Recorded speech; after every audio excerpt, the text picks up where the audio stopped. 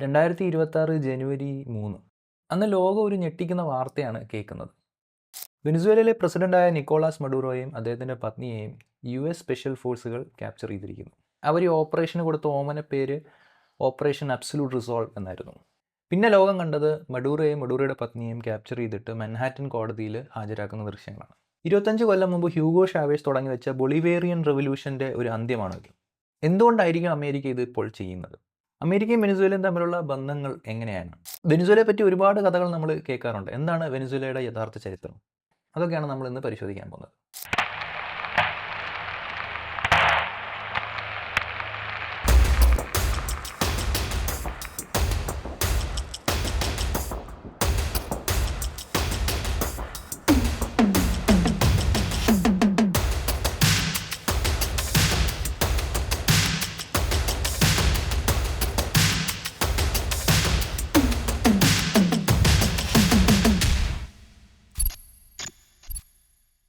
Look at this book.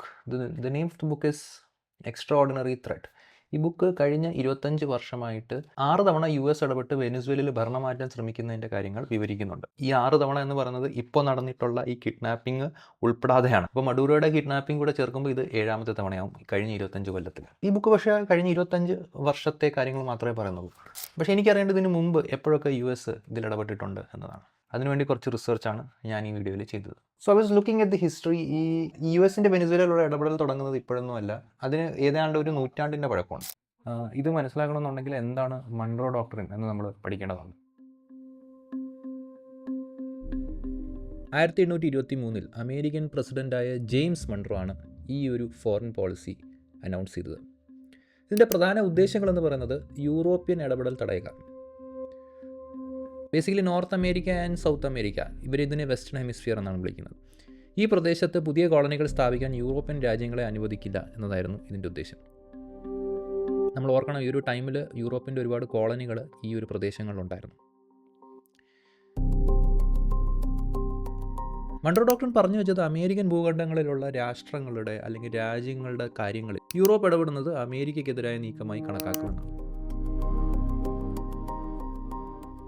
തുടക്കത്തിൽ ഇതൊരു പ്രതിരോധ നയമായിരുന്നെങ്കിലും പിൽക്കാലത്ത് ലാറ്റിൻ അമേരിക്കൻ രാജ്യങ്ങളിലെ അമേരിക്കൻ ആധിപത്യം സ്ഥാപിക്കാനുള്ള ഒരു ആയുധമായി ഇത് മാറി. So it all started from 1908. ഡച്ചുകാരും വെനിസ്വേലയും തമ്മിൽ ഒരു ക്രൈസിസ് ഉണ്ടാകുന്നു. അന്നത്തെ വെനിസ്വേലൻ പ്രസിഡൻ്റായിരുന്ന കാസ്ട്രോ ഡച്ചുകാർക്കെതിരെ കുറച്ച് ആൻറ്റി ട്രേഡ് നിയമങ്ങൾ പാസ്സാക്കുന്നുണ്ട്. നാച്ചുറലി അത് ഡച്ചുകാർക്ക് ഇഷ്ടപ്പെടുന്നില്ല. അവരതിന് റിറ്റാലിയേറ്റ് ചെയ്യുന്നുണ്ട്. അവർ അതിന് പകരമായിട്ട് വെനിസ്വേലൻ തീരപ്രദേശങ്ങൾ അവരുടെ നേവൽ ഷിപ്പ് കൊണ്ടുവന്ന് ബ്ലോക്ക് ചെയ്യുന്നുണ്ട്. ഈ സമയത്ത് കാസ്ട്രോ ജർമ്മനിയിൽ ഒരു സർജറിയിലായിരുന്നു. ഈ തക്കം നോക്കി അന്നത്തെ വെനിസ്വേലയുടെ വൈസ് പ്രസിഡൻ്റായിരുന്ന ഹുവാൻ വിൻസെൻ്റ് ഗോമസ് എന്ന് പറയുന്ന ആൾ ഒരു അട്ടിമറിയിലൂടെ സ്വയം പ്രസിഡൻ്റ് ആകുന്നു. വെനിസ്വേലയുടെ ചരിത്രത്തിലെ ഏറ്റവും വലിയ കരുത്തനായ സ്വേച്ഛാധിപതികളിൽ ഒരാളായിരുന്നു ഹുവാൻ വിൻസെൻ്റ് ഗോമസ്. അദ്ദേഹം രാഷ്ട്രീയ എതിരാളികളെ തടവിലാക്കുകയും പീഡിപ്പിക്കുകയും ചെയ്തിരുന്നു. അദ്ദേഹത്തിൻ്റെ രഹസ്യ പോലീസ് രാജ്യമൊട്ടാകെ ഭീതി പടർത്തിയിരുന്നു. പത്രസ്വാതന്ത്ര്യവും വ്യക്തിസ്വാതന്ത്ര്യവും പൂർണ്ണമായും അദ്ദേഹം നിഷേധിച്ചിരുന്നു. സ്വന്തം അധികാരം ഉപയോഗിച്ച് അദ്ദേഹം തെക്കേ അമേരിക്കയിലെ തന്നെ ഏറ്റവും വലിയ സമ്പന്നനായി മാറി.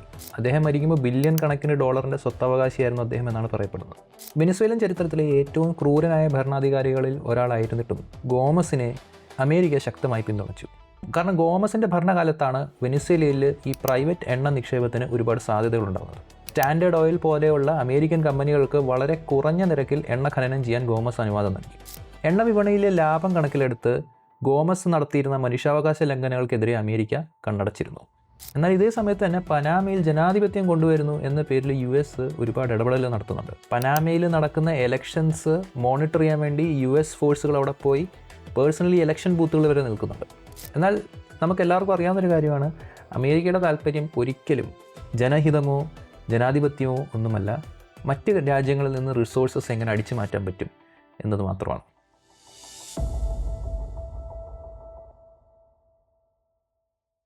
ഹുവാൻ വിൻസെൻ്റ് ഗോമസിൻ്റെ മരണശേഷം അവിടെ വെനിസ്വേലയിലുള്ള ആളുകൾക്ക് ഒരു കാര്യം മനസ്സിലാവുന്നുണ്ട്. ഈ ഓയിൽ കമ്പനികൾ എന്ന് പറയുന്നത് ഹുവാൻ വിൻസെൻ്റ് ഗോമസിൻ്റെ ആളുകൾക്കും അമേരിക്കയ്ക്ക് മാത്രം ലാഭം ഉണ്ടാക്കി കൊടുക്കുന്ന ഒരു സിസ്റ്റമാണ്. അതുകൊണ്ട് തന്നെ ഗോമസിന് ശേഷം വരുന്ന അധികാരികൾ നേരിട്ടൊരു പ്രശ്നം എന്ന് പറഞ്ഞാൽ വിദ്യാർത്ഥി സമരങ്ങളായിരുന്നു. ഒരുപാട് വിദ്യാർത്ഥി സമരങ്ങളും ഒരുപാട് ലേബർ സ്ട്രൈക്സും ഒക്കെ വെനസ്വേലയിൽ നടക്കുന്നുണ്ട്. എന്നാൽ അവയെല്ലാം കമ്മ്യൂണിസ്റ്റ് തീവ്രവാദികൾ അരാജകത്വം കൊണ്ടുവരാനാണ് എന്ന് പറഞ്ഞുകൊണ്ട് ഈ വന്ന അധികാരികളും വന്ന നേതാക്കളും എല്ലാവരും അതിനെ അടിച്ചമർത്തുന്നുണ്ട്. അങ്ങനെ ഒരു സെറ്റ് ഓഫ് അധികാരികൾ കഴിഞ്ഞിട്ട് വന്ന അടുത്ത ഏകാധിപതിയായിരുന്നു മാർക്കോസ് പെരേസ് ജിമെനസ്. 1940കളുടെ അവസാനത്തിലാണ് മാർക്കോസ് ജിമെനസ് അധികാരത്തിൽ വരുന്നത്. അപ്പോൾ നമ്മൾ ഈ വെനസ്വേലയുടെ ഒരു ചരിത്രം നോക്കുമ്പോൾ നമുക്ക് കാണാൻ പറ്റുന്നത് ഈ ഒരു ഹിസ്റ്ററി ഓഫ് പട്ടാള അട്ടിമറികൾ നടന്ന ഒരു രാജ്യമാണ്. ഈ ഒരു ടൈം ആകുമ്പോഴത്തേക്കിനും അമേരിക്ക റഷ്യയുമായിട്ടുള്ള കോൾഡ് വാറിലായി. ലോകത്ത് എല്ലായിടത്തും കമ്മ്യൂണിസത്തെ ഇല്ലാതാക്കുക എന്ന ഒരു ഉദ്ദേശം കൂടി അമേരിക്കയ്ക്ക് വരുന്നുണ്ട്. അപ്പോൾ ഈ സമയത്ത് മാർക്കോസിനെ പോലുള്ള ഏകാധിപതികളെ അമേരിക്ക നല്ലപോലെ യൂസ് ചെയ്തിട്ടുണ്ട്. കാരണം ഇത്തരം ഏകാധിപതികൾ അതാത് രാജ്യങ്ങളുള്ള ലേബർ യൂണിയനുകളെയും കമ്മ്യൂണിസ്റ്റുകളെയും അടിച്ചൊതുക്കുന്നുണ്ടായിരുന്നു. ഒരു ഏകാധിപതിയാണെങ്കിലും കുഴപ്പമില്ല, നമ്മുടെ എക്കണോമിക് താല്പര്യങ്ങൾക്കനുസരിച്ച് സ്റ്റെബിലിറ്റി ഉണ്ടാക്കുന്ന റെജീമാണെങ്കിൽ അല്ലെങ്കിൽ ഭരണവ്യവസ്ഥയാണെങ്കിൽ അതിനെ സപ്പോർട്ട് ചെയ്യാമെന്നായിരുന്നു USA ഇപ്പോഴത്തെ നിലപാട്. ഇത് വളരെ ഇമ്പോർട്ടൻ്റ് ആണ്. കാരണം നമ്മുടെ രാജ്യത്ത് ക്യാപിറ്റലിസ്റ്റ് ഭക്തന്മാരൊക്കെ നിങ്ങളോട് പറഞ്ഞു വെക്കുന്നത് എന്താണെന്ന് വെച്ച് കഴിഞ്ഞാൽ ക്യാപിറ്റലിസം എന്ന് വെച്ചാൽ ജനാധിപത്യമാണ് എന്നാണ്. നേരെ തിരിച്ചാണ്. ക്യാപിറ്റലിസം എന്ന് പറഞ്ഞു കഴിഞ്ഞാൽ ക്യാപിറ്റലിൻ്റെ ഇൻട്രസ്റ്റാണ്. ക്യാപിറ്റലിൻ്റെ ഇൻട്രസ്റ്റിന് അനുസരിച്ചുള്ള സ്റ്റെബിലിറ്റി ഒരു ഏകാധിപതിയാണ് തരുന്നതെങ്കിൽ ആ ഏകാധിപതിയുടെ കൂടാണ് ക്യാപിറ്റലിസം നിൽക്കുക. ആ ഒരു സ്റ്റെബിലിറ്റി തരുന്നത് ജനാധിപത്യമാണെങ്കിൽ ജനാധിപത്യത്തിൻ്റെ കൂടെ ആയിരിക്കും ക്യാപിറ്റലിസം നിൽക്കുക. ക്യാപിറ്റലിസത്തിന് ജനാധിപത്യം വേണം, ഏകാധിപത്യം വേണമെന്നും താല്പര്യമൊന്നുമില്ല. ക്യാപിറ്റലിസത്തിന് താല്പര്യം ക്യാപിറ്റലിൻ്റെ ഇൻട്രസ്റ്റ് രക്ഷിക്കുന്നതോ പ്രൊട്ടക്റ്റ് ചെയ്യുന്നതോ ആരാണ്. അതുകൊണ്ട് തന്നെയാണ് ഹിറ്റ്ലറും മുസോളിനിയും ഒക്കെ തന്നെ ക്യാപിറ്റലിസ്റ്റുകൾ ഫണ്ട് ചെയ്യുന്ന ചരിത്രം നമുക്ക് കാണാൻ പറ്റുന്നുണ്ട്.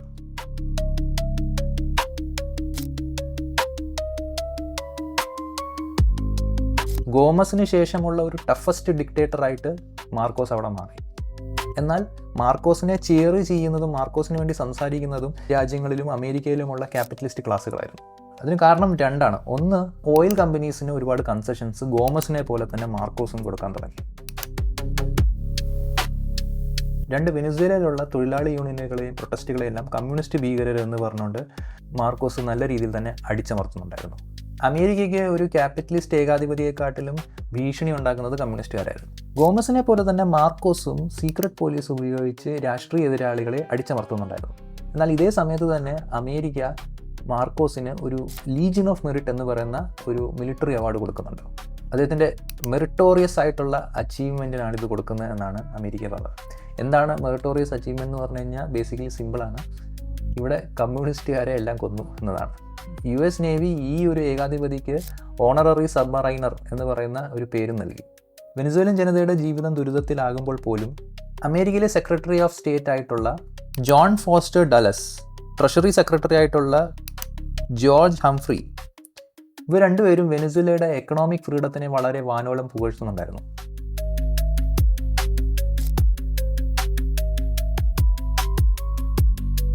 ഇത് വളരെ ഇമ്പോർട്ടൻ്റ് ആണ്. കാരണം നമ്മുടെ സോഷ്യൽ മീഡിയയിൽ പലപ്പോഴും ആളുകൾ പറയുന്നത് അമേരിക്ക എന്നത് വ്യക്തി സ്വാതന്ത്ര്യത്തിൻ്റെയും അഭിപ്രായ സ്വാതന്ത്ര്യത്തിൻ്റെയും ഒക്കെ ഒരു ആശയമാണ് മുമ്പോട്ട് വയ്ക്കുന്നതെന്നാണ്. പക്ഷേ നമ്മൾ മനസ്സിലാക്കേണ്ട വ്യക്തി സ്വാതന്ത്ര്യത്തിൻ്റെയും അഭിപ്രായ സ്വാതന്ത്ര്യത്തിൻ്റെയും ഒരു ആശയമല്ല അമേരിക്ക പ്രാക്ടിക്കലി മുമ്പോട്ട് വയ്ക്കുന്നത്.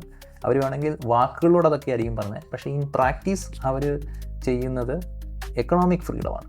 അഥവാ ക്യാപിറ്റലിസ്റ്റുകളുടെ ക്യാപിറ്റലി ഫ്രീ ആയിട്ട് അവിടെ ഇവിടെയൊക്കെ ഇൻവെസ്റ്റ്മെൻറ്റിന് പോകാനുള്ള ഫ്രീഡം മാത്രമാണ് അവർ മുമ്പോട്ട് വയ്ക്കുന്നത്. അത് അലൗ ചെയ്യുന്ന ആരാണോ അവരുടെ കൂടെ നിൽക്കുക എന്ന് മാത്രമാണ്. മാർക്കോസിൻ്റെ റെജീമിൽ വെനസ്വേലയിലുള്ള അമേരിക്കൻ ഇൻവെസ്റ്റ്മെൻറ്റിൻ്റെ വാല്യൂ എന്ന് പറയുന്നത് ഏതാണ്ട് $2.5 ബില്യൺ ആയിട്ട് കൂടുന്നത്. ഫുൾ സൗത്ത് അമേരിക്കയിലുള്ള ഇൻവെസ്റ്റ്മെൻറ്റിൻ്റെ 25% ഇൻവെസ്റ്റ്മെൻറ്റ് വെനസ്വേലയിലായിരുന്നു. ഡെവലപ്പിംഗ് രാജ്യങ്ങൾക്ക് എങ്ങനെയാണ് പ്രൈവറ്റ് എൻ്റർപ്രൈസുകൾ കൊണ്ട് ഗുണമുണ്ടാവുന്നത് എന്നതിൻ്റെ ഒരു മോഡലാണ് വെനസ്വേല എന്ന് അമേരിക്ക വെനസ്വേലനെ പ്രൊജക്റ്റ് ചെയ്തു. മാർക്കോസിൻ്റെ ഭരണത്തിൽ ജനങ്ങൾ ഒരുപാട് പ്രശ്നങ്ങൾ നേരിടുന്നുണ്ടെന്ന് ഞാൻ നേരത്തെ പറഞ്ഞിരുന്നല്ലോ. ഇത് ഒരു വോൾക്കാനിക് ഇറപ്ഷന് മുമ്പുള്ള പ്രഷർ ക്രിയേറ്റ് ചെയ്യുന്ന മാതിരി തന്നെ ഒരുപാട് ഫ്രസ്ട്രേഷൻ ആ സമൂഹത്തിൽ ഇങ്ങനെ ബിൽഡപ്പ് ആവുന്നുണ്ടായിരുന്നു. ഒരു വട്ടം അമേരിക്കൻ പ്രസിഡന്റ് ആയിട്ടുള്ള നിക്സൺ കാരക്കസ് വന്നപ്പോൾ അദ്ദേഹത്തിന് ജനരോഷം തന്നെ നേരിടേണ്ടി വന്നിട്ടുണ്ട്. ഇത്തരം ഡിക്റ്റേറ്ററിനെ അമേരിക്ക ഇവിടെ സപ്പോർട്ട് ചെയ്തു എന്നും പറഞ്ഞു.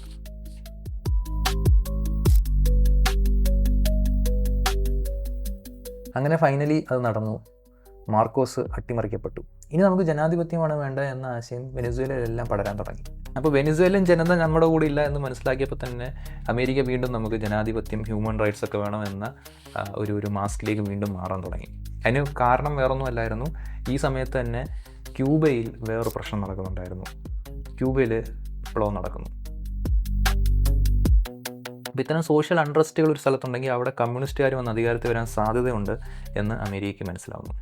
അപ്പോൾ ആളുകളെ ഇത്തരം ഏകാധിപതികളുടെ റൂളിനകത്ത് സപ്രസ് ചെയ്യുന്നതിലും നല്ലത് ജനാധിപത്യം, ഹ്യൂമൻ റൈറ്റ്സ് ഉള്ള സിസ്റ്റത്തിലേക്ക് മാറി എക്സ്ട്രാക്ട് ചെയ്യുന്നതാണ് കൂടുതൽ ബെനിഫിഷ്യൽ എന്ന രീതിയിലേക്ക് അമേരിക്ക തിരിച്ചറിയും.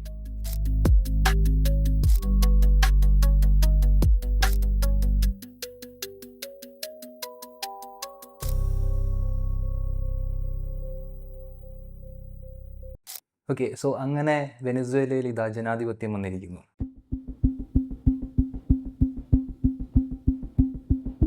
പ്രതീക്ഷയുടെ ഒരു പൊൻപുലരിയായിട്ട് ലോകവും വെനസ്വേലൻ ജനതയും ഈ ജനാധിപത്യത്തെ നോക്കിക്കാണുന്നുണ്ട്.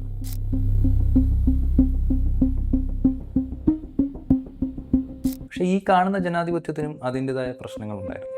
1958 3 രാഷ്ട്രീയ പാർട്ടികൾ ചേർന്ന് അവിടെ ഒരു കരാറുണ്ടാക്കുന്നുണ്ട്. അതിൻ്റെ പേരാണ് പന്തോഫിജോ പാക്ട്. ഈ 3 രാഷ്ട്രീയ പാർട്ടികളുടെ പ്രതിനിധികളായിരുന്നു ഇതിൽ സൈൻ ചെയ്തത്. ഇതിൻ്റെ ഉദ്ദേശം പട്ടാള അട്ടിമറികളെ തടയുക, സാമൂഹിക സ്ഥിരത ഉറപ്പാക്കുക. സാമൂഹിക സ്ഥിരത എന്ന് പറഞ്ഞു കഴിഞ്ഞാൽ ബേസിക്കലി വിപ്ലവം വേണം എന്ന് പറയുന്ന ആളുകളെ അടിച്ചൊതുക്കുക എന്നതാണ്. മാർക്കോസിനെ അട്ടിമറിക്കുന്നതിൽ ഒരു പ്രധാന പങ്ക് വഹിച്ചത് അവിടുത്തെ കമ്മ്യൂണിസ്റ്റ് പാർട്ടി കൂടിയായിരുന്നു. എന്നാൽ അവരെ ഒരു ലീഗൽ പാർട്ടിയായിട്ട് ഈ 3 സിഗ്നറ്ററീസ് കണ്ടില്ല. അതുകൊണ്ട് തന്നെ അമേരിക്കയ്ക്ക് ഈ ഒരു ജനാധിപത്യ വ്യവസ്ഥയോട് വലിയ എതിർപ്പുകളൊന്നുമില്ലായിരുന്നു. റോമുലോ ബെത്തൻകോർട്ട് ആയിരുന്നു ആദ്യ പ്രസിഡന്റ്. റോമുലോ ബെത്തൻകോർട്ട് അധികാരത്തിൽ വന്നിട്ട് 2 കാര്യങ്ങളാണ് പ്രധാനമായിട്ടും ചെയ്തത്. ഒന്ന്, ഈ കമ്മ്യൂണിസ്റ്റ് പാർട്ടികളെ അടിച്ചമർത്തുക. 2, തൊഴിലാളികളുടെ സ്ട്രൈക്കുകളും തൊഴിലാളികളുടെ സമരങ്ങളും ഉണ്ടാവാതിരിക്കാനുള്ള മാക്സിമം ശ്രമങ്ങൾ നടത്തുക. ഈ പുതിയ ഭരണവ്യവസ്ഥയിലുള്ള പ്രശ്നങ്ങൾ ചൂണ്ടിക്കാണിച്ച് അവിടെ ഒരുപാട് വിദ്യാർത്ഥി സമരങ്ങളും ഗറില്ല യുദ്ധങ്ങളും ഒക്കെ നടക്കുന്നുണ്ട്. പക്ഷേ സർക്കാർ പലപ്പോഴും ഫോഴ്സ് ഉപയോഗിച്ച് അവയെല്ലാം അടിച്ചമർത്തുന്നുണ്ട്.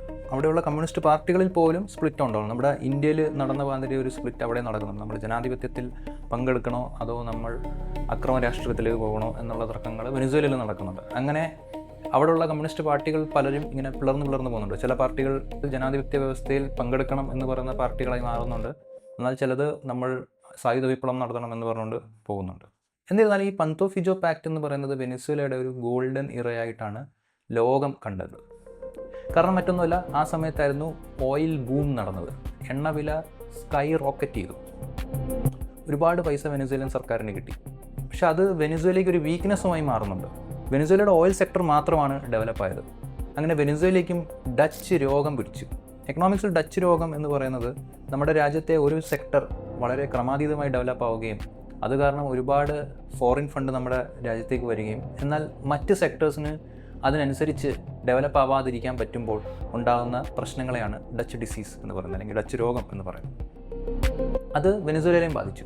വെനസ്വേലയുടെ അഗ്രികൾച്ചർ സെക്ടറൊന്നും തന്നെ നല്ല രീതിയിൽ വികസിച്ചില്ല. മറ്റ് ഡൊമസ്റ്റിക് ഇൻഡസ്ട്രീസിനൊന്നും തന്നെ ഈ ഓയിൽ സെക്ടറിൻ്റെ ഡെവലപ്മെൻറ്റ് കൂടെ പിടിച്ചിരിക്കാൻ പറ്റിയില്ല. ഈ സമയത്ത് വെനസ്വേലയുടെ കടം കൂടിക്കൊണ്ടേയിരുന്നു. അമേരിക്കയ്ക്ക് നല്ല രീതിയിൽ ഓയിൽ കിട്ടിക്കൊണ്ടിരുന്നു. 1970 കാലഘട്ടങ്ങളിൽ വെനസ്വേലയുടെ GDP പെർ ക്യാപിറ്റ എന്ന് പറയുന്നത് വലിയ ഉയരങ്ങൾ പോയി. വെനസ്വേലയുടെ ചരിത്രത്തിലുള്ള ഏറ്റവും ഉയർന്ന GDP പെർ ക്യാപിറ്റ ആ ടൈമിലായിരുന്നു. പക്ഷേ GDP പെർ ക്യാപിറ്റ നമുക്ക് ഫുൾ പിക്ചർ തരില്ല എന്നതൊരു വസ്തുതയാണ്. ആ രാജ്യത്ത് അപ്പോഴും വലിയ രീതിയിലുള്ള സാമ്പത്തിക അസമത്വം ഉണ്ടായിരുന്നു. ഈ സമ്പത്തെല്ലാം ഒരു മൈനോറിറ്റി സെറ്റ് ഓഫ് ആളുകൾ മാത്രമാണ് എത്തിയത്. അത് അവിടുത്തെ സർക്കാരുമായിട്ട് അടുപ്പമുള്ളവർക്കും ഈ ഓയിൽ സെക്ടറിൽ ജോലി ചെയ്യുന്ന ആളുകൾക്ക് മാത്രമാണ്. ഈ ഓയിൽ സെക്ടറിൽ ജോലി ചെയ്യുന്ന ആളുകളാണ് അവിടുത്തെ middle class and upper middle ക്ലാസ്സായി ഉയർന്നു വരുന്നത്. ബാക്കി എല്ലാവരും ചേരികളാണ് താമസിക്കുന്നത്. കാരക്കസിൽ ഉയർന്ന ബിൽഡിങ്ങുകളുടെ കൂടെ തന്നെ റാഞ്ചോസ് എന്ന് പറയുന്ന ചെറിയ ചെറിയ ചേരികളുണ്ടായിരുന്നു. പക്ഷേ വെളിയിൽ നിന്ന് നോക്കുന്നവർക്ക് വെനസ്വേല ഒരു ഭയങ്കര സക്സസ്ഫുൾ രാജ്യമായിട്ട് തോന്നും. എണ്ണ സമ്പത്ത് കൊണ്ട് ഡെവലപ്പ് ആവുന്ന ഒരു രാജ്യം എന്ന ഇമേജ് വെനസ്വേലയ്ക്ക് വെളിയിൽ കിട്ടി. ലാറ്റിൻ അമേരിക്കയിലെ സൗദിക്കാരാണ് വെനസ്വേല എന്ന് പറയാൻ തുടങ്ങി. വെനസ്വേലയിൽ നിന്ന് ഈ അപ്പർ മിഡിൽ ക്ലാസ്സിലും അപ്പർ ക്ലാസ്സിലുള്ള ആളുകൾ വെക്കേഷൻസിന് വിദേശ രാജ്യങ്ങളിൽ പോകാൻ തുടങ്ങി. അവർ പോകുന്ന ടൂറിസ്റ്റ് സ്പോട്ടുകളിൽ കാണുന്നതെല്ലാം ദാമേ ദോസ് 2 എണ്ണം എടുത്തോളൂ എന്ന് പറഞ്ഞിട്ടുള്ള ഷോപ്പിംഗ് സ്പ്രീകൾ അവർ നടത്താൻ തുടങ്ങി. ഈ അപ്പർ ക്ലാസ്സിലും അപ്പർ മിഡിൽ ക്ലാസ്സിലുമുള്ള വെനസ്വേലൻസ് സൗത്ത് ഫ്ലോറിഡയിൽ ഒരുപാട് ഭൂമി വാങ്ങി.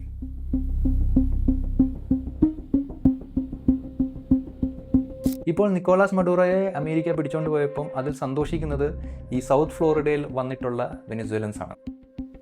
അത് നമ്മൾ വാർത്തകൾ നോക്കിക്കഴിഞ്ഞാൽ നമുക്ക് കൃത്യമായിട്ട് കാണാൻ പറ്റും. പക്ഷെ നേരത്തെ പറഞ്ഞ മാതിരി തന്നെ വളരെ സാധാരണമായിട്ടുള്ള ജനങ്ങൾക്കിടയിൽ ഇതിൻ്റെ ഗുണങ്ങളൊന്നും കിട്ടിയില്ല. GDP പെർ ക്യാപിറ്റ അതിൻ്റെ ഉയരത്തിലായിരിക്കുമ്പോൾ പോലും അവിടുത്തെ ഇൻഫൻറ്റ് മോർട്ടാലിറ്റി റേറ്റ് പോലുള്ള സോഷ്യൽ ഇൻഡിക്കേറ്റേഴ്സ് വളരെ പിറകിലായിരുന്നു.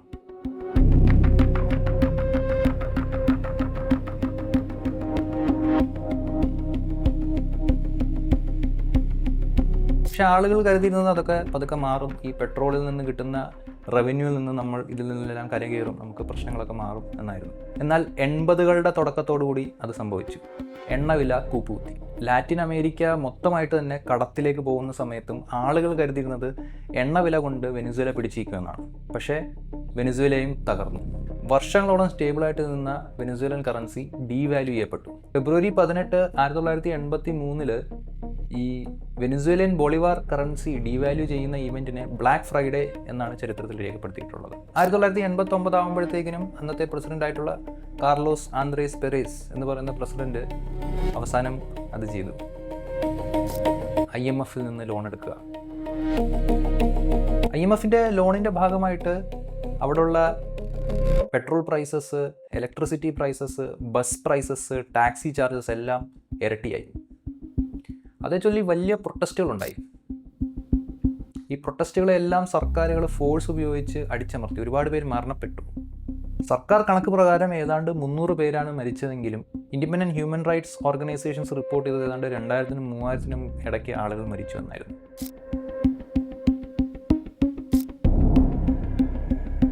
അപ്പൊ IMF വെറുതെ കടം തരില്ല. IMF നിങ്ങൾക്ക് കടം തരികയാണെങ്കിൽ you have to follow their policies. അവർ പറയുന്ന ചില സെറ്റ് ഓഫ് സ്റ്റാൻഡേർഡ്സ് ഉണ്ട് നിങ്ങളുടെ എക്കോണമിക്ക്. അത് ഫോളോ ചെയ്യാണ്ട് നിങ്ങൾക്ക് ഒരിക്കലും IMF കടം തരില്ല.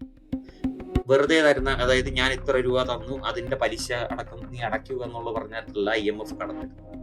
നിങ്ങളുടെ ഫിസിക്കൽ ഡെഫിസിറ്റ് കുറയ്ക്കുക, നിങ്ങളുടെ പബ്ലിക് സ്പെൻഡിങ് കുറയ്ക്കുക, പ്രൈവറ്റൈസ് ചെയ്യുക. അതായത് സ്റ്റേറ്റ് ഓൺഡ് കമ്പനികളുണ്ടെങ്കിൽ ആ സ്റ്റേറ്റ് ഓൺഡ് കമ്പനീസിനെ പ്രൈവറ്റ് മേഖലയിലേക്ക് മാറ്റുക.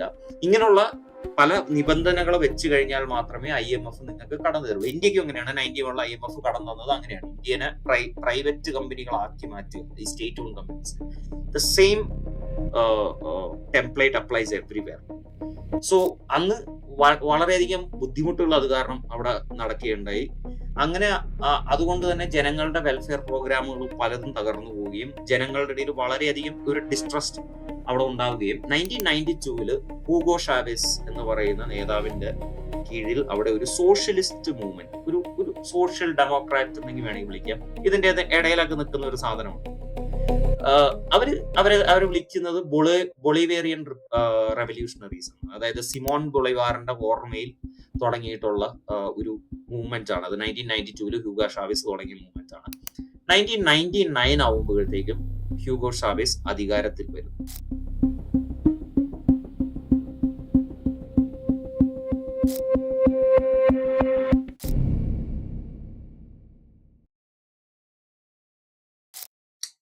അധികാരത്തിൽ വന്ന് അതിനുശേഷം കൂ അറ്റംപ്റ്റ് നടക്കുന്നുണ്ട്. അതായത് ഹ്യൂഗോ ഷാവേസിന്റെ സർക്കാരിനെ അട്ടിമറിക്കാൻ 2002 അമേരിക്ക CIA ഒരു പ്ലാൻഡ് അറ്റംപ്റ്റ് നടത്തുന്നുണ്ട്. പക്ഷെ അതെല്ലാം ഫെയിലാറായി പോകുന്നു. ഏകദേശം 2007 ഹി കൺസോളിഡേറ്റ്സ് ഹിസ് പവർ. പൂർണ്ണമായിട്ടും അദ്ദേഹം ഒരു യുണൈറ്റഡ് അലയൻസ്, ഒരു പാർട്ടി ഉണ്ടാക്കുന്നു. ആ പാർട്ടിയുടെ പേര് പാർട്ടിദോ സോഷ്യലിസ്റ്റ ഉനീദോ വെനിസ്വേല, അതായത് United socialist party of Venezuela എന്ന് പറയുന്ന പാർട്ടിയാണ് ഉണ്ടാക്കുന്നത്. PSUV എന്ന് പറയുന്ന പാർട്ടി. നമ്മൾ ഇപ്പൊ പൊളിറ്റിക്കൽ സയൻസ് പഠിക്കുന്നവരാണെങ്കിൽ ഇൻസ്റ്റിറ്റ്യൂഷൻസ് ആൻഡ് ലോക്കൽ ഡീസെൻട്രലൈസേഷൻ എന്ന് പറയുന്ന ഒരു കാര്യത്തെ കുറിച്ച് നമ്മൾ കേട്ടിട്ടുണ്ടാവും. അതായത് അധികാരത്തിന്റെ വികേന്ദ്രീകരണവും ശക്തമായ ഇൻസ്റ്റിറ്റ്യൂഷൻസിന്റെ നിർമ്മിതി. ഇപ്പൊ നമുക്ക് ഇന്ത്യയിൽ എടുക്കുകയാണെങ്കിൽ ഗ്രാമസഭകളുണ്ട്, പഞ്ചായത്തുകളുണ്ട്. ആ പഞ്ചായത്തുകൾക്ക് മുകളിൽ, അതായത് ഗ്രാമസഭകൾ, വാർഡുകൾ, പഞ്ചായത്തുകൾക്ക് മുകളിൽ ബ്ലോക്ക്, ജില്ലാ പഞ്ചായത്തുകൾ നമുക്ക് ഇവിടെയുണ്ട്. ഇപ്പൊ ത്രിതല പഞ്ചായത്ത് സംവിധാനം എന്ന് പറയും കേരളത്തിലൊക്കെ. സമാനമായൊരു സംവിധാനം ഹ്യൂഗോ ഷാവേസിന്റെ കാലത്ത് അവിടെ വരികയാണ്. കമ്മ്യൂൺസ് എന്ന പേരിൽ ഗ്രാമസഭകൾക്ക് സമാനമായി കമ്മ്യൂൺസിന് മുകളിൽ പോപ്പുലർ അസംബ്ലികളും, ഇങ്ങനെ ഒരു ഗ്രാസ് റൂട്ട് ഡെമോക്രസി അവിടെ വരുന്നുണ്ട്. അവിടുത്തെ ജനങ്ങളുടെ ജീവിത നിലവാരത്തിൽ വലിയ മാറ്റങ്ങൾ ഉണ്ടാവുന്നുണ്ട്.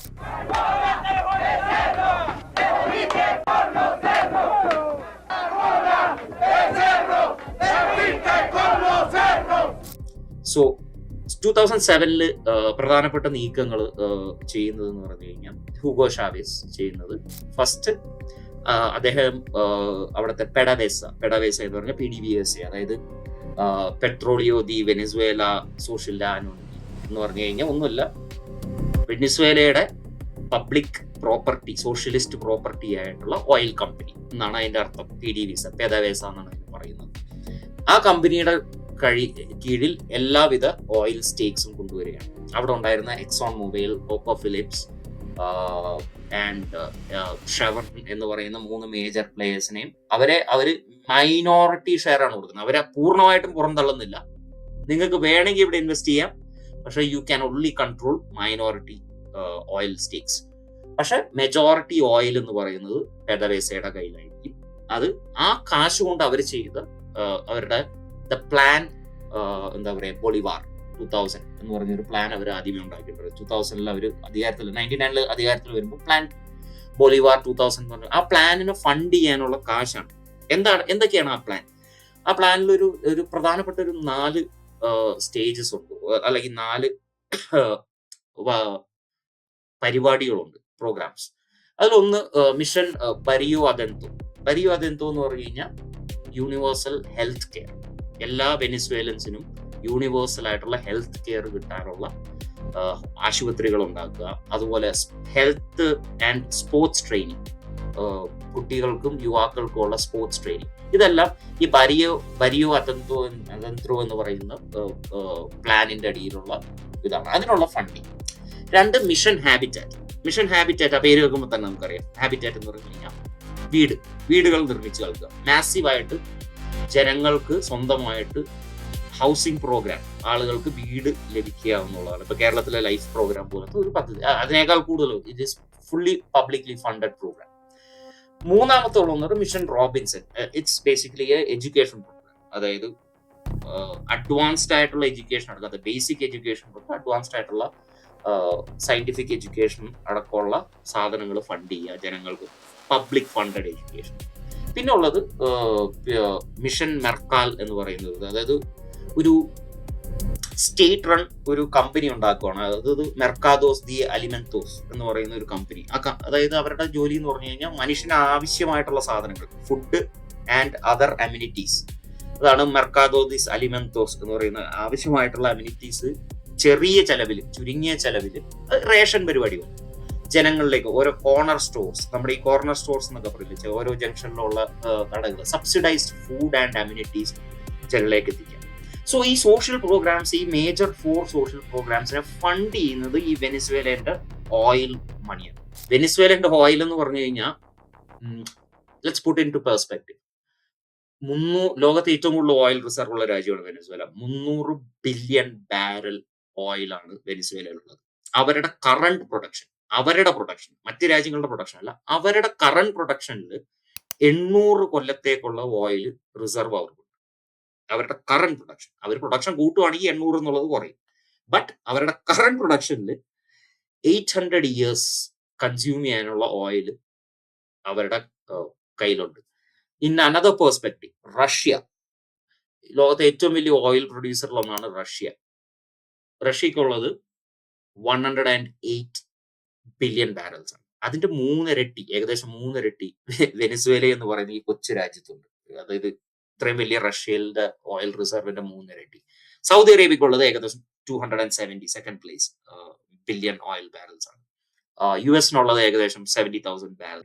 You understand the scale of the oil that Venezuela has. അതായത് ലോകത്തിന് തന്നെ, ആ രാജ്യം മാത്രം പ്രൊഡ്യൂസ് ചെയ്ത് കഴിഞ്ഞിട്ടുണ്ടെങ്കിൽ ലോകത്തിന് തന്നെ സപ്ലൈ ചെയ്യാനുള്ള ഓയിൽ ആ രാജ്യത്തിനുണ്ട് എന്നുള്ളതാണ്. ഇതൊരു അക്കിലീസ് ഹീൽ പോലെ ഒരു സാധനമാണ്. അതായത് ദാറ്റ് ഈസ് ദർ സ്ട്രെങ്ത്. അവരുടെ ഓയിൽ, ലോകത്തെ ഏറ്റവും വലിയ ഓയിൽ റിസോഴ്സ് അവരുടെ സ്ട്രെങ്ത്തുമാണ്, അത് അവരുടെ വീക്ക്നെസ്സുമാണ്. കാരണം അവർ ഓവറായിട്ട് ഈ ഓയിൽ റിച്ച് റിസോഴ്സിൽ ഡിപ്പെൻഡ് ചെയ്തു പോയി. They didn't diversify the economy. ഇപ്പോൾ പലരും പറയും ഇവരൊരു കമ്മ്യൂണിസ്റ്റ് രാജ്യമാണ് അല്ലെങ്കിൽ സോഷ്യലിസ്റ്റ് രാജ്യമാണെന്ന്. സത്യത്തിലല്ല. They are not even as socialist as Norway. Say for example, Norway എടുത്തു കഴിഞ്ഞിട്ടുണ്ടെങ്കിൽ നോർവേയിൽ ഇതിലും കൂടുതൽ പബ്ലിക് പ്രോഗ്രാംസ് നിങ്ങൾക്ക് നോർവേജിയൻ സോവറിൻ ഫണ്ട് ഉപയോഗിച്ചിട്ട് നിങ്ങൾക്ക് കാണാൻ പറ്റും. They are not even only 1/3 of the economy is controlled by state-run corporations. And they absolutely accept private property. അവർ പറയുന്നത് പ്രൈവറ്റ് പ്രോപ്പർട്ടിയെ ആക്സെപ്റ്റ് ചെയ്യുന്ന സിസ്റ്റമാണ് ഞങ്ങളുടെ ബൊളിവാരിയൻ റിപ്പബ്ലിക് ഓഫ് വെനിസ്വേല എന്ന് പറയുന്നത്. അതാണ് അവന്റെ official name, Bolivarian Republic of Venezuela from 1999. So അത് അവരുടെ ഐഡിയോളജിയാണ്. ദേ അക്സെപ്റ്റ് പ്രൈവറ്റ് ക്യാപിറ്റൽ, എല്ലാ തരത്തിലുള്ള private investments, media is completely controlled by private players. എല്ലാം അവിടെ നടക്കുന്ന ഒരുമാതിരിപ്പെട്ട ഇൻഡസ്ട്രി എല്ലാം തന്നെ പ്രൈവറ്റ് തന്നെയാണ്. ബട്ട് അവർ ഈ ഓയിൽ എന്ന് പറഞ്ഞ സാധനം അവർ സ്റ്റേറ്റ് റൺ ആണ്, അത് അവർ വിട്ടുകൊടുക്കില്ല. So by around 2013 Hugo Chavez മരിക്കുന്നു. അദ്ദേഹത്തിനെതിരെ ഒരുപാട് കൂ അറ്റംപ്റ്റ്സ് നടക്കുന്നുണ്ട്. ആ കൂ അറ്റംപ്റ്റ്സിന്റെ ഭാഗമായിട്ടുള്ള ഒരാളായിരുന്നു നമ്മുടെ ഇന്നത്തെ ഈ വർഷത്തെ നോബൽ ജേതാവായിട്ടുള്ള മരിയ കൊറീനോ മച്ചാദോ എന്ന് പറയുന്നത്. അത് രസകരമായിട്ടുള്ളത്. ആ ചേച്ചിയുടെ കാര്യം നല്ല രസകരം. എന്റെ രാജ്യത്തെ ആക്രമിക്കൂ എന്നും പറഞ്ഞുകൊണ്ട് നോബൽ മേടിച്ചെടുത്തൊരു ചേച്ചിയാണ് ആ ചേച്ചി. നല്ലൊരു ചേച്ചിയാണ്. അപ്പോ രസകരമായൊരു നോബൽ പ്രൈസ് വിന്നറാണത്. അതായത് എന്റെ രാജ്യത്തെ മറ്റൊരു രാജ്യം ആക്രമിക്കൂ എന്ന് പറഞ്ഞുകൊണ്ട് നോബൽ മേടിച്ചെടുത്ത ഒരാളാണ്. രസകരമായ ചരിത്രമുള്ള ഒരു ചേച്ചിയാണ്. അപ്പോ 2013 ഹ്യൂഗോ ഷേവാസിന്റെ മരണം അത് വലിയൊരു അടിയായി മാറുകയാണ്. അതോടെ ഒരുപാട് ക്രൈസിസ് ഉണ്ടാവുന്നു. അവിടെ അധികാരത്തിൽ പിന്നെ വന്നത് നിക്കോളസ് മദൂരോ എന്ന് പറയുന്ന ഇതേ ബൊളിവാരിയൻ പ്രിൻസിപ്പിൾസ് ഹ്യൂഗോ ഷാവേസിന്റെ പാത പിന്തുടരുന്ന ഒരാളാണ്. പക്ഷെ he was much more capitalistic or rather neo liberal എന്ന് വേണമെങ്കിൽ പറയാം. He's not a communist. അയാൾ ഒരു മാർക്സിയൻ ലൈനിൽ പ്രവർത്തിക്കുന്ന ഒരാളല്ല. ബട്ട് എനിവേസ് ഓയിൽ വിട്ടുകൊടുക്കാൻ അയാൾ തയ്യാറല്ല. He was never. അതായത് ഇതാണ് ഞങ്ങളുടെ രാജ്യത്തെ റവന്യൂ, ജനങ്ങളുടെ വെൽഫെയർ പ്രോഗ്രാംസ്, നേരത്തെ പറഞ്ഞ housing, health care, education and ration systems, public communities എല്ലാം കൊടുക്കുന്ന ഈ കാശിൽ നിന്നാണ്. ഈ കാശ് പിന്നെ പ്രൈവറ്റ് കമ്പനികൾ എക്സോണും പിന്നെ ഇവരൊക്കെ ഷെവറോണും കൊണ്ടുപോയി കഴിഞ്ഞിട്ട് പിന്നെ ഞങ്ങൾ എന്ത് ചെയ്യും?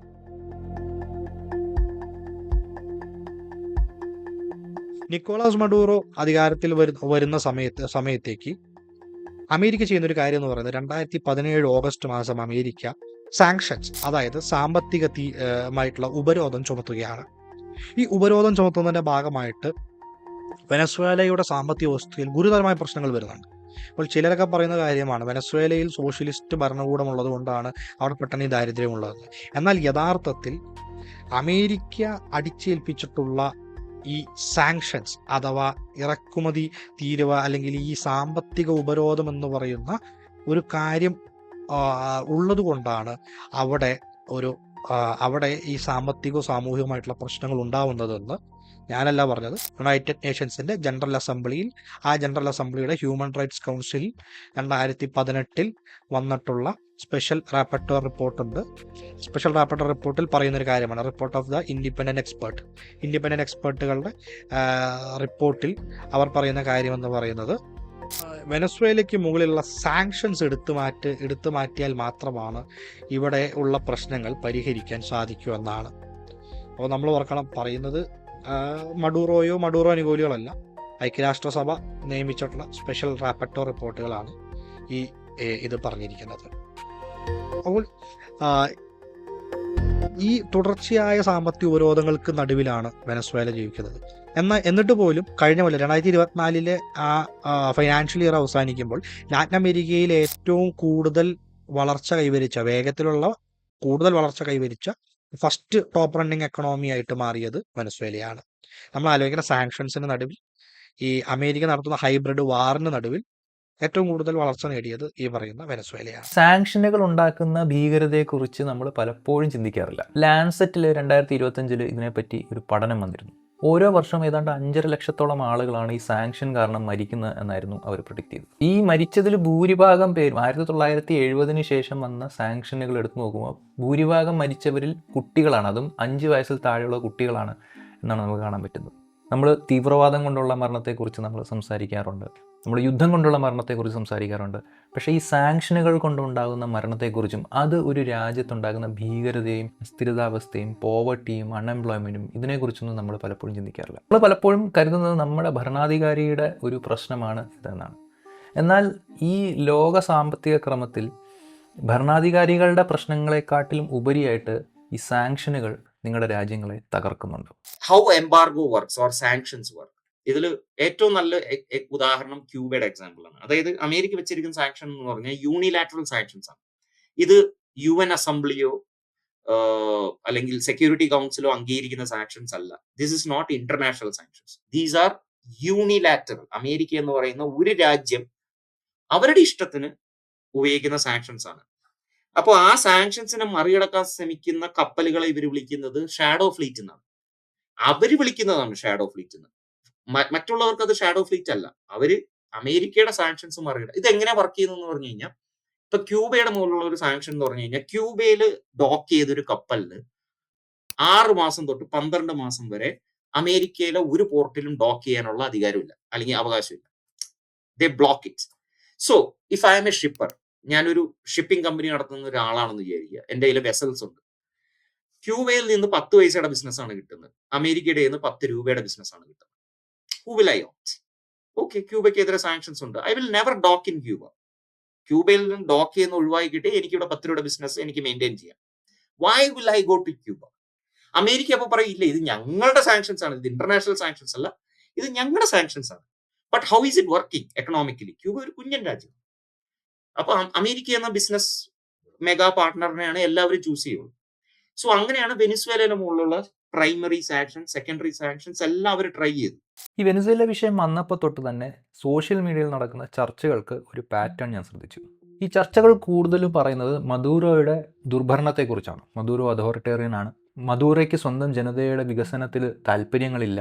2018 മദൂറോ ഒന്നുകൂടെ തിരഞ്ഞെടുക്കപ്പെടുമ്പോൾ അതൊരു ഇല്ലിജിറ്റിമേറ്റ് ഇലക്ഷൻ ആയിരുന്നു, അല്ലെങ്കിൽ അതൊരു ന്യായപരമായിട്ടുള്ള ഇലക്ഷൻ അല്ലായിരുന്നു. മദൂറോ അവിടെ വോട്ട് ചോരി നടത്തിയാണ് വന്നത് എന്നൊക്കെയുള്ള ആരോപണങ്ങളുണ്ട്.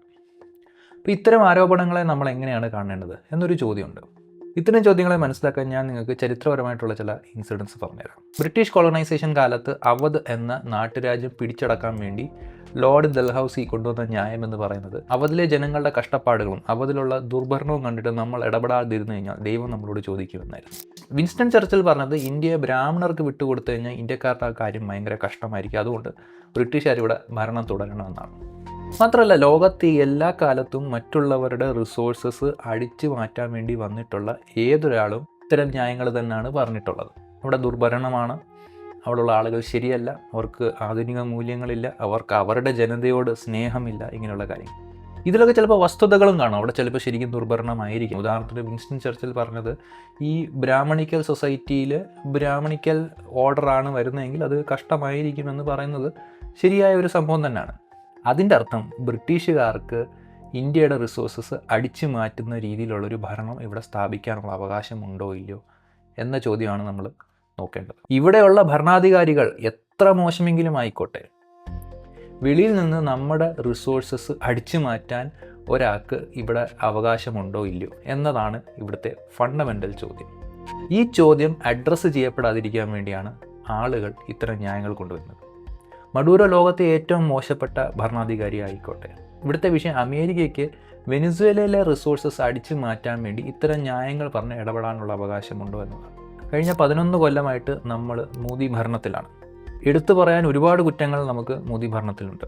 വിവിധ ഇൻഡെക്സുകൾ നമ്മൾ ഇടിഞ്ഞിട്ടുണ്ട്. അത് ഡെമോക്രസി ഇൻഡെക്സ് ആയിക്കോട്ടെ, മാധ്യമ സ്വാതന്ത്ര്യത്തിലായിക്കോട്ടെ, പട്ടിണിയിലായിക്കോട്ടെ, ഇങ്ങനെയുള്ള വിവിധ ഇൻഡെക്സുകൾ നമ്മൾ പിമ്പോട്ട് പോയിട്ടുണ്ട്. ലോകത്തുള്ള പല മനുഷ്യാവകാശ സംഘടനകൾ നമ്മുടെ ഇന്ത്യയിൽ നടക്കുന്ന ക്രൂരതകളെ പറ്റി വലിയ വിശദമായിട്ട് തന്നെ ലേഖനങ്ങൾ എഴുതിയിട്ടുണ്ട്. ഇന്ത്യയിൽ ഓരോ വർഷവും മുസ്ലിങ്ങൾക്കും ദളിതർക്കും എഗെയിൻസ്റ്റായിട്ട് നടക്കുന്ന ഹേറ്റ് ക്രൈംസും ഹേറ്റ് സ്പീച്ചിൻ്റെ എണ്ണം ക്രമാതീതമായിട്ട് വളരുന്നുണ്ട് എന്ന് പല റിപ്പോർട്ടുകളുമുണ്ട്.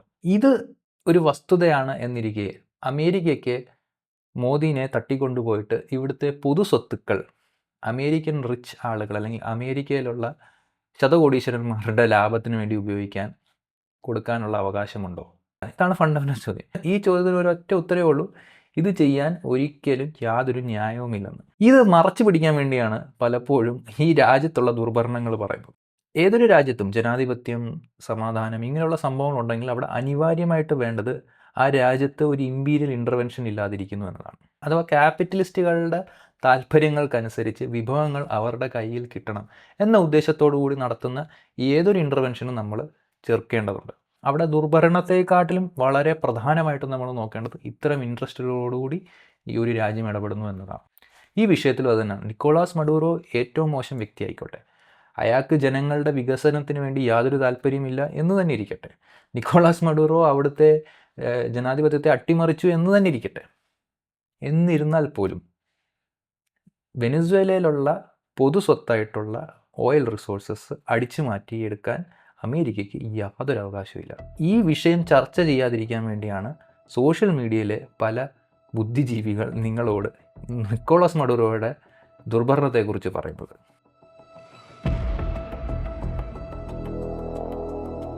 മറ്റ് രാജ്യങ്ങളുടെ പരമാധികാരം അഥവാ സോവറിനിറ്റിയെ ബഹുമാനിക്കാതെ യുണൈറ്റഡ് നേഷൻസിന്റെ ചാർട്ടർ ആർട്ടിക്കിൾ 24 വയലേഷൻ നടത്തിക്കൊണ്ടാണ് അമേരിക്ക ഇപ്പോൾ മുന്നോട്ട് പോയിക്കൊണ്ടിരിക്കുന്നത്. ഇപ്പോഴെന്നല്ല, എപ്പോഴും മുന്നോട്ട് പോയിക്കൊണ്ടിരിക്കുന്നത്. എന്നാൽ പതിവ് പോലെ അമേരിക്ക അനുകൂലിച്ചുകൊണ്ട്, അമേരിക്കൻ നടപടിയെ ന്യായീകരിച്ചുകൊണ്ട് ലിബറൽ ലോകത്തെയും വലതുപക്ഷ ലോകത്തെയും ധാരാളം ഐക്കൺസും, അതായത് ഏറ്റവും ടോപ്പ് ഐക്കൺസ് മുതൽ കേരളത്തിലെ അണ്ടിമുക്ക് ശാഖ വരെ നീളുന്ന എല്ലാ പ്രധാനപ്പെട്ട മുള്ളുമുരുക്ക് മൂർക്കൻ പാമ്പുകളും ഹാജരായിട്ടുണ്ട്. അവരുടെ ആർഗ്യുമെന്റുകൾ പരിശോധിക്കുക എന്നതിലുപരി എന്താണ് വെനസ്വേലയിൽ നടന്നത് എന്നതിനെ കുറിച്ചാണ് നമ്മൾ ചർച്ച ചെയ്യുന്നത്. ഡൊണാൾഡ് ട്രംപും JD വാൻസും ആവർത്തിച്ച് പറയുന്ന ഒരു കാര്യം എന്ന് പറയുന്നത്, തങ്ങൾ വെനസ്വേലയെ ആക്രമിച്ചത് ആ വെനസ്വേല നടത്തുന്ന ഒരു നാർക്കോ എംപയർ, അതായത് ഒരു വലിയ മയക്കുമരുന്ന് സാമ്രാജ്യമാണ് വെനസ്വേലയിൽ നിക്കോളാസ് മഡൂറോ നടത്തുന്നത്. അത് അമേരിക്കയെ ടാർഗറ്റ് ചെയ്തുകൊണ്ട് നടത്തുന്ന നാർക്കോ ടെററിസം, അതായത് മയക്കുമരുന്ന് തീവ്രവാദമാണെന്ന് ആരോപിച്ചിട്ടാണ് ഈ അക്രമം മുഴുവൻ നടത്തുന്നത്.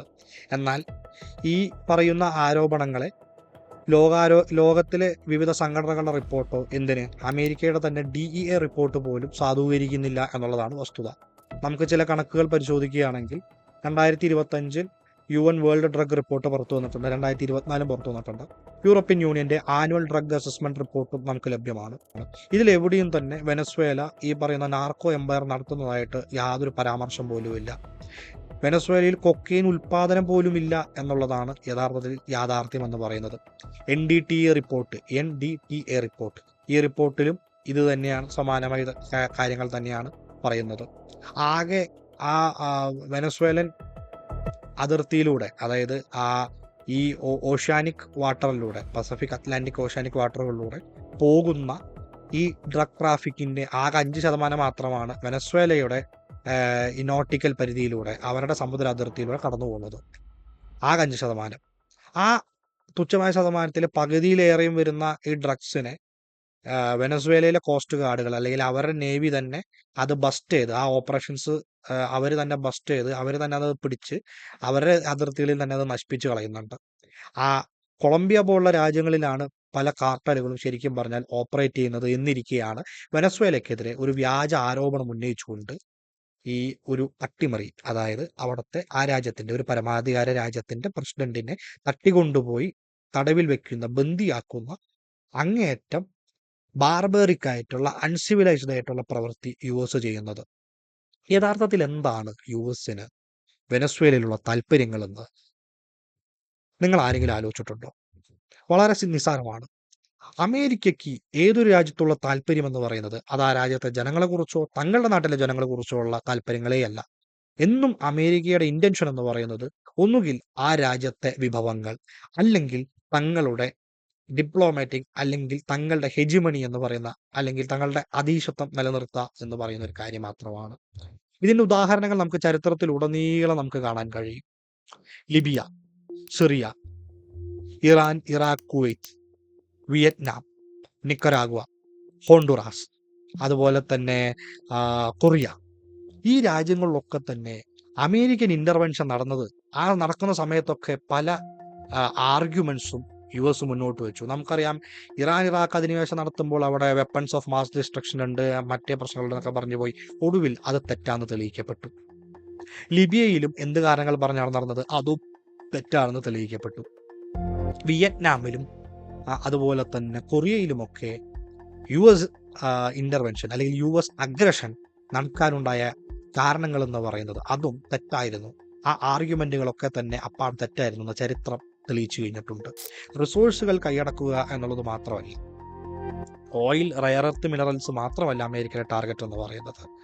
കൃത്യമായി പറഞ്ഞാൽ ഇപ്പോൾ കുറച്ച് മാസങ്ങൾ മുമ്പാണ് ഗബ്രിയേൽ ബോറിക് എന്ന് പറയുന്ന ചിലിയിലെ പ്രസിഡന്റ് മാറി അവിടെ അടുത്ത തെരഞ്ഞെടുപ്പിൽ ആന്റോണിയോ കാസ്റ്റ് എന്നറിയപ്പെടുന്ന കടുത്ത വലതുപക്ഷവാദിയും പ്രോ പിനാഷെ നയങ്ങൾ സ്വീകരിക്കുന്ന ഒരു വ്യക്തിയും അധികാരത്തിൽ വരുന്നത്. അതിനും കുറച്ച് മുമ്പ് നമുക്ക് ശ്രദ്ധിച്ചാൽ മനസ്സിലാവും, ബൊളീവിയയിൽ ഇടതുപക്ഷ ലൂയിസ് ആർഷെ എന്ന് പറയുന്ന ഒരു ഇടതുപക്ഷ നേതാവിന്റെ ഇടതുപക്ഷ ഗവൺമെന്റ് താഴെ പോവുകയാണ്. 2020 സമയത്ത് 20 മുതൽ 22 വരെയുള്ള 2 കൊല്ല കാലയളവിൽ ലാറ്റിൻ അമേരിക്കയിൽ വലിയ രീതിയിലുള്ള ഇടതുപക്ഷ മുന്നേറ്റങ്ങൾ ഉണ്ടാവുകയും പല രാജ്യങ്ങളിൽ ഇടതുപക്ഷ പാർട്ടികൾ, കമ്മ്യൂണിസ്റ്റ് പാർട്ടികൾ അടക്കമുള്ള ഇടതുപക്ഷ പാർട്ടികൾ അധികാരത്തിൽ വന്നു. ചിലി ഒരു ഉദാഹരണമാണ്, ബ്രസീൽ ഒരു ഉദാഹരണമാണ്, ഹോണ്ടുറാസ്, നിക്കരാഗ്വ, ബൊളീവിയ, പിന്നെ ക്യൂബ തുടങ്ങിയിട്ട് വലിയൊരു നമ്പർ ഓഫ് കൺട്രീസ് അവിടെ ഈ പറയുന്ന ഇടതുപക്ഷം അധികാരത്തിൽ വന്നു. ഇപ്പം നിലവിൽ അമേരിക്കയുടെയും മറ്റ് ശക്തികളുടെ ഇടപെടലിൻ്റെ ഭാഗമായിട്ട് ബൊളീവിയ, ചിലി തുടങ്ങിയ രാജ്യങ്ങളിൽ ഇതിൻ്റെ റിവേഴ്സൽ നടക്കുകയാണ്. അപ്പോൾ ഈ ഒരു ഘട്ടത്തിൽ ലാറ്റിൻ അമേരിക്കയിലെ നിലവിലെ സോഷ്യലിസ്റ്റ് ശക്തികളിലെ ഏറ്റവും പ്രധാനി എന്ന് പറയുന്നത് വെനസ്വേലയാണ്, നിക്കോളാസ് മഡൂറോയാണ്. ആ മഡൂറോയെ അട്ടിമറിക്കുകയാണെങ്കിൽ ലാറ്റിൻ അമേരിക്കയിലുള്ള ഇടതുപക്ഷ മുന്നേറ്റങ്ങൾക്ക് വലിയ തകരാറ് സംഭവിക്കുമെന്നും തങ്ങൾക്ക് അനുകൂലമായ രീതിയിൽ പല രാജ്യങ്ങളിലും റിസോഴ്സുകൾ സൃഷ്ടിക്കാൻ കഴിയുമെന്ന്, അല്ലെങ്കിൽ റിസോഴ്സുകൾ സ്വന്തമാക്കാൻ കഴിയുമെന്നും അമേരിക്കയ്ക്ക് കൃത്യമായിട്ട് അറിയാം.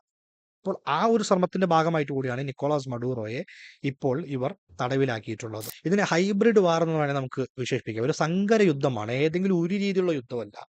പല യുദ്ധ രീതികൾ എന്താ പറയുക മിക്സ് ചെയ്തുകൊണ്ടുള്ള ഒരു ശൈലിയാണ്. അതിൽ പ്രധാനമായിട്ട് എക്കണോമിക് കോവർഷൻ, സാമ്പത്തികമായി ഭീഷണിപ്പെടുത്തലുണ്ട്. ഫിനാൻഷ്യൽ സ്ട്രാങ്കുലേഷൻ, അതായത് സാമ്പത്തികമായി ഞെരുക്കുക എന്ന് പറയുന്നത്, കഴുത്തിന് പിടിക്കുക എന്ന് പറയുന്ന കാര്യമുണ്ട്. ഇൻഫോർമേഷൻ വാർഫെയർ എന്ന് പറയുമ്പോൾ ആ രാജ്യത്തെക്കുറിച്ച് കള്ളങ്ങളും പ്രൊപ്പഗണ്ടകളും പടച്ചുവിടുക എന്ന് പറയുന്ന കാര്യം. ലീഗൽ മാനിപ്പുലേഷൻ, അതായത് നിയമസംബന്ധമായ കാര്യങ്ങളിൽ പ്രശ്നങ്ങൾ സൃഷ്ടിക്കുക. ഡിപ്ലോമാറ്റിക് ഐസൊലേഷൻ, നയതന്ത്രപരമായി ആ രാജ്യത്തെ ഒറ്റപ്പെടുത്തുക തുടങ്ങിയിട്ടുള്ള ഒരു സെറ്റ് ഓഫ് പോളിസികൾ ഉപയോഗിച്ചുകൊണ്ടാണ് ഇതിനെ നേരിട്ടിരുന്നത്. ഈ പല NGO-കളെ അതുപോലെ മറ്റ് കാര്യങ്ങളെ ഒക്കെ മാധ്യമങ്ങളൊക്കെ ഉപയോഗപ്പെടുത്തിക്കൊണ്ടാണ് ഈ കാര്യങ്ങൾ ഇവിടെ ചെയ്തു വന്നത്. അതുപോലെ തന്നെ ഈ വെനസ്വേലയിലെ മത്സ്യബന്ധന തൊഴിലാളികൾ, കടലിൽ പോകുന്ന മത്സ്യബന്ധന തൊഴിലാളികളെ മെർസിനറികൾ ആക്രമിക്കുന്ന ഒരു കാര്യമൊക്കെ അവിടെ നടക്കാറുണ്ട്. അപ്പോൾ ബേസിക്കലി എക്സോൺ മൊബൈലിനും അതുപോലെ ഈ ഷെവറോണിനും അനുകൂലമായി കാര്യങ്ങൾ പോകാൻ വേണ്ടിയിട്ടാണ് ഇവിടെ അമേരിക്ക ഇടപെടുന്നത്. ഇപ്പം നമുക്കറിയാം, ഏകദേശം 1960 മുതൽ, ഒരുപക്ഷെ അതിനു മുൻപ് മുതൽ ഈ നിമിഷം വരെ US വെനസ്വേലയിൽ നടത്തിയിട്ടുള്ള ഈ പറയുന്ന എന്താ പറയുക ഇടപെടലുകൾ, CIA ഉപയോഗിച്ചുകൊണ്ടും അല്ലാതെയും ഒക്കെ നടത്തിയിട്ടുള്ള ഇടപെടലുകളുടെ വ്യക്തമായ ചരിത്രം വിവിധ ചരിത്രകാരന്മാർ, Latin American history, economic history, political സയന്റിസ്റ്റുകൾ മുതൽ അമേരിക്കയിലെ നയതന്ത്ര നിരീക്ഷകർ അടക്കമുള്ള ആളുകളുടെ ധാരാളം പുസ്തകങ്ങൾ, ധാരാളം അക്കാഡമിക്കായ സ്കോളർലി വർക്കുകൾ ഈ വിഷയത്തിൽ നമുക്ക് അവൈലബിൾ ആണ്. അൾട്ടിമേറ്റ്ലി ഇവർ ഉദ്ദേശിക്കുന്നത് വെനിസ്വേല ഇതിന് റെസ്പോണ്ട് ചെയ്യും എന്നുള്ളത്, അതായത് ഈക്വൽ ടേംസിൽ ഏതെങ്കിലും രീതിയിൽ ഇതിന് റെസ്പോണ്ട് ചെയ്യും, ഇതൊരു കോൺഫ്ലിക്റ്റ് ആയി മാറും, അവിടെ ഒരു റെജീം ചേഞ്ച് ഓപ്പറേഷൻ, അതായത് മദൂരോനെ മാറ്റി അവിടെ ഒരു നമ്മുടെ മരിയ ചേച്ചീനെ പിടിച്ചിരുത്താനുള്ള സാധനമാണ് ഈ മരിയ മച്ചാദോ. രസകരമായ ഒരു ഇന്റർവ്യൂ ഡൊണാൾഡ് ട്രംപിന്റെ മകൻ ഡൊണാൾഡ് ട്രംപ് ജൂനിയറുമായിട്ടൊരു ഇന്റർവ്യൂ ഉണ്ട്. ആ ഇന്റർവ്യൂല് മരിയ പറയുകയാണ്, അമേരിക്ക വെനിസ്വേലനെ ആക്രമിക്കണം, ഇവിടെ വെനിസ്വേലയിൽ ഇഷ്ടം പോലെ ഓയിലുണ്ട്, some good people can make so much money. Forget about Saudi Arabia. Forget about the Saudis. I mean, we have more oil. I mean, infinite potential. And we're going to open markets. We're going to kick off the government from the oil sector. We are going to privatize. And American companies are in, super strategic position to invest. This country, Venezuela, is going to be the brightest opportunity for investment of American companies, of good people that are going to make a lot of money. പച്ചയ്ക്ക് പറയുകയാണ് Maria, ഈ Nobel സമ്മാന ജേതാവാണ്. ഈ Nobel അതുകൊണ്ടാണ് അവർക്ക് Nobel കിട്ടിയത്. Of course ഈ Nobel, Booker price and ഈ മാക്സസെ അവാർഡ് എന്നൊക്കെ പറയുന്നത് നമ്മൾ വിചാരിക്കുന്നത് ഇത് ഭയങ്കര ഡെക്കറേറ്റഡ് ഇല്ല. No, these are imperial awards. Imperial സിസ്റ്റത്തിനെ ബെനിഫിറ്റ് ചെയ്യുന്നവർക്ക് വാരിക്കോരി കൊടുക്കാനുള്ള ഒരു സാധനമാണ് ഇത്. It's not for anything, for any good cause or anything. ഈ നോബൽ എന്നൊക്കെ പറയുന്നത് അത് വളരെ നോബൽ ആണെന്ന് വിചാരിക്കേണ്ട ആവശ്യമില്ല. It's not Nobel or noble, Nobel അല്ല, നോബിൾ അല്ല. they are all there to reward the imperial system or the players who work for the imperial system. Exceptions ഉണ്ട്, നെൽസൺ മണ്ടേല അതുപോലുള്ള 1-2 എക്സെപ്ഷൻസ് ഉണ്ട്. ഡൊണാൾഡ് ട്രംപിന്റെ ഒരു ഗുണം എന്താന്ന് പറഞ്ഞു കഴിഞ്ഞാൽ, ഡൊണാൾഡ് ട്രംപ് തന്നെ ഓപ്പൺ ആയിട്ട് പറഞ്ഞിട്ടുണ്ട് അവിടെ ഓയിൽ ഉണ്ട്, ആ ഓയിൽ ഞങ്ങൾക്ക് വേണം. The difference between Donald Trump and previous American president എന്ന് പറഞ്ഞാൽ ഇയാൾ ഉള്ള കാര്യം പോലും. ഇപ്പോ ഒബാമയായാലും മറ്റേ ബൈഡൻ ആയാലും ബുഷ് ആയാലും ക്ലിന്റൺ ആയാലും democracy, we need to ensure the rule of law, ജനാധിപത്യം നമുക്ക് പുനഃസ്ഥാപിക്കണം, ഹീ സെഡ്, ഇങ്ങനെയൊക്കെയാ പറയുള്ളൂ. ഡൊണാൾഡ് ട്രംപ് ഉള്ള കാര്യം പറഞ്ഞു അവിടെ ഓയിൽ ഉണ്ട്, ആ oil he clearly stated that we want that oil. അപ്പോ അങ്ങനെ ഒരു ഗുണം ഡൊണാൾഡ് ട്രംപിലുണ്ട്. വെറുതെ ആവശ്യമില്ലാണ്ട് നമ്മൾ തന്നെ ഇനി കഷ്ടപ്പെട്ട് ഇതൊന്നും പിന്നെ ഡീബങ്ക് ചെയ്യേണ്ട ആവശ്യമൊന്നുമില്ല, അല്ലെങ്കിൽ ഡീകോഡ് ചെയ്യേണ്ട ആവശ്യമില്ല. He already explicitly says this things.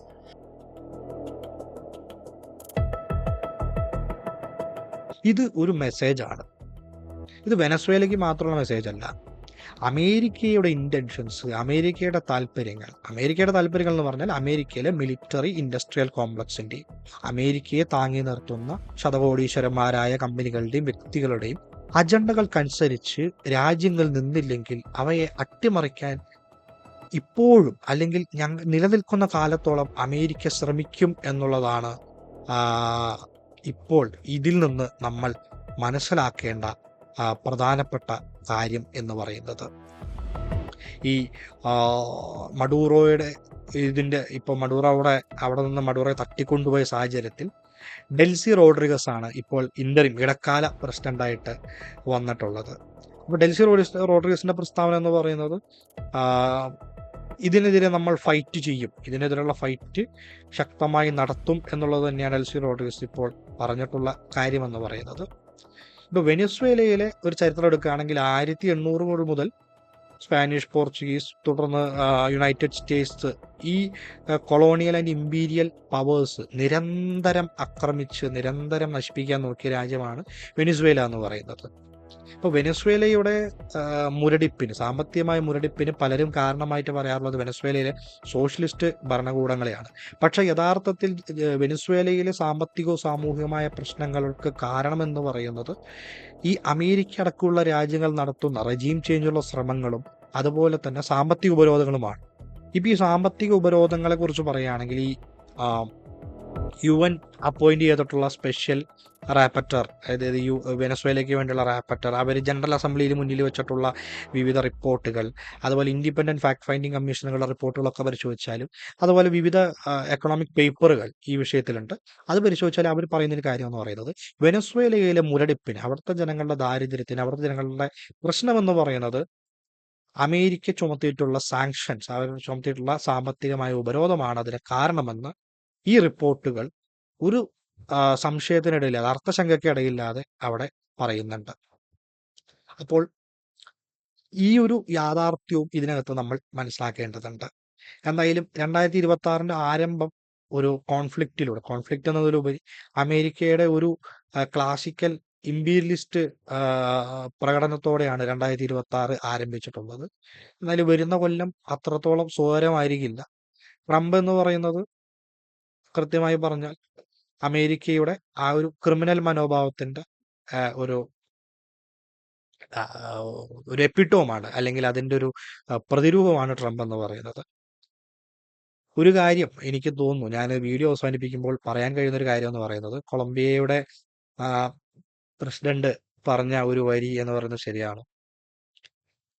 United States, America ഭരിക്കുന്ന പിഡോഫൈലായ, അതായത് ശിശുപീഡകനായ പ്രസിഡന്റ് ആഗ്രഹിക്കുന്നത് മറ്റുള്ളവരുടെ മുകളിൽ തനിക്കെന്തോ ധാർമ്മിക അവകാശങ്ങളുണ്ടെന്നും എപ്സ്റ്റീൻ ലിസ്റ്റ് മറയ്ക്കാൻ വേണ്ടി ആരെയും ആക്രമിക്കാമെന്നാണ്. ചുരുക്കി പറഞ്ഞതാണ് സംഭവിക്കുന്നത്. എപ്സ്റ്റീൻ ലിസ്റ്റിൽ നിന്ന് ചർച്ചകൾ വഴിമാറിപ്പോണം, വെനസ്വേലയിലെ റിസോഴ്സുകൾ ചൂഷണം ചെയ്യണം, ഇറാനെയും മറ്റ് പല രാജ്യങ്ങളെയും ഒന്ന് കൗണ്ടർ ചെയ്യണം, അല്ലെങ്കിൽ അവിടെയും പ്രശ്നങ്ങൾ ഉണ്ടാക്കണം. അത് അമേരിക്കയുടെ മിലിറ്ററി ഇൻഡസ്ട്രിയൽ കോംപ്ലക്സിനെ നിലനിർത്തി പോകണം. അതിനുള്ള ശ്രമങ്ങളാണ് നടക്കുന്നത്. എന്നാലും വരുന്ന ദിവസങ്ങൾ അത്രയും നമുക്ക് സുഖകരമായിരിക്കില്ല. പക്ഷേ വെനസ്വേലൻ ജനതയുടെ ഒരു റെസിസ്റ്റൻസ് ഉണ്ട്. നൂറ്റാണ്ടുകളായിട്ട് അവർക്ക് അറിയാവുന്ന റെസിസ്റ്റൻസ് ഉണ്ട്. ഇപ്പോൾ താൽക്കാലികമായ ഒരു പരാജയം സംഭവിച്ചാൽ പോലും ഇതിൽ നിന്ന് അവർ മുക്തരായി വീണ്ടും വരും എന്നുള്ളതാണ് ചരിത്രം നമുക്ക് കാണിച്ചു തരുന്നത്. എന്തായാലും നമുക്ക് നോക്കാം.